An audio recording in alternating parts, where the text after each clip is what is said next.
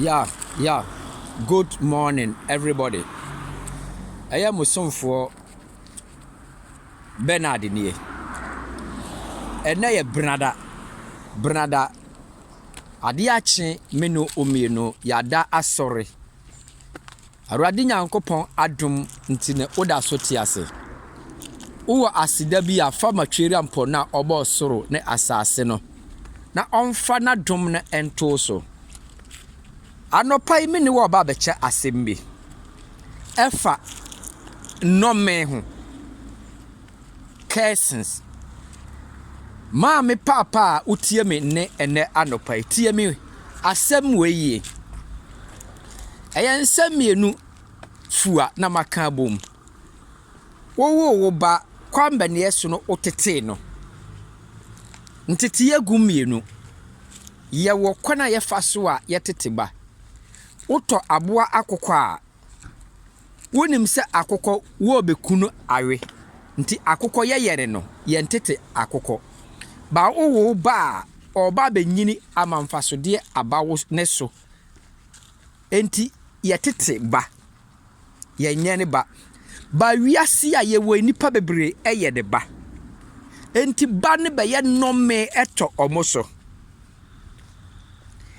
eye generation asenne meka no no na ana papa no a ono obewo ne ba no ye yene no nti ono so ne ba obeworo no obeyene no ontete no enne maya aba meka asiso akire mrante ya waba wo kwa akware amawani na ho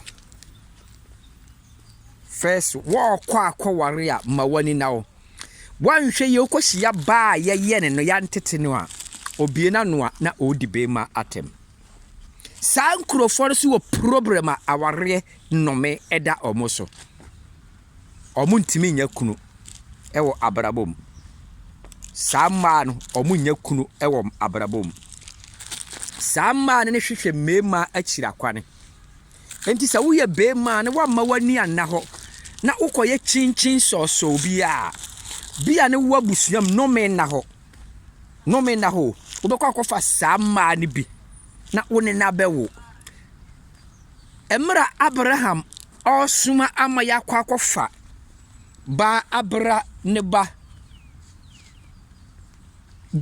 ye kofa ba abra ne ba Isaac no woni masema okakire nkoa no osi hwe mu okọ no munhwe yie na mu anhwehwe Noah asefo amfa amrame efise Noah ase ye nnome wasne Noah adikare adome ne ba maame abrabo aye bo bebre no bebre ye nipa binim aye ne omonam nnome no a efiri omoso no na aba bekanti Abraham hu ye no Abraham say ne nkoa ne nkofa Noah asini emra neba Isaac because Noah adome neba maame papa wo tie me nipa bebre wo asase weso a enam tete ya yere tete omu wo fie nti no amanfo ano kasa be ye nnome da omu abrabo so me kasa kire wo ne wo ya brante wo kọ akọware ba ana wo ye ba wo kọ ware brante ya mawani na wo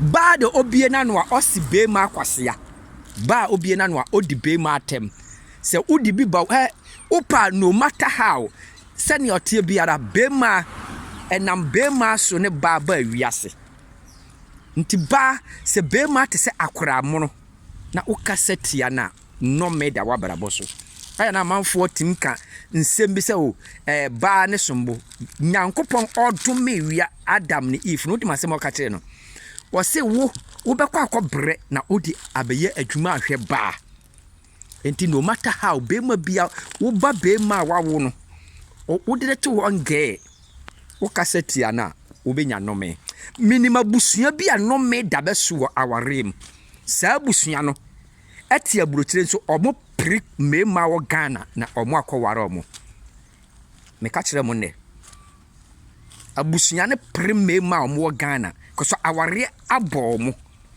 enam omo anu nkasa respect ya omo ni omo bia no na omo se kwase ya Omo bia mo no omo odi mema atem.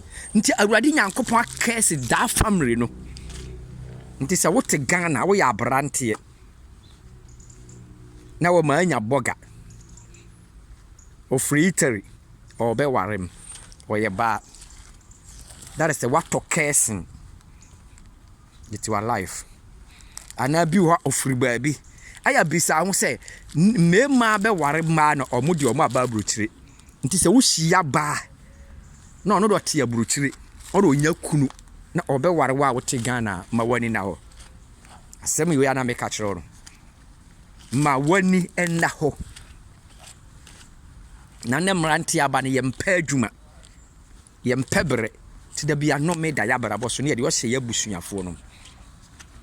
Mami me kasa kire wo. Mami a me tuofo. Ba ensi be ma kwase ya ba enni be ma atem. Ubie wa no wa wo bakura wa wo no udi na tem no ye barema awurade Nyankopon kese wo. Because be ma mfem pare no de bo. Ti huma ho ani na ho. Momma mo ani na ho. Na problem no me na da ho abrabo so no awurade nhwe na onyima mo. Me kasa kire ma mo wo wiase ya mo bie mo ano ne mo di mema atem no. O boyfriend kra na wo di na atem no. O fa cousins e di abema o family.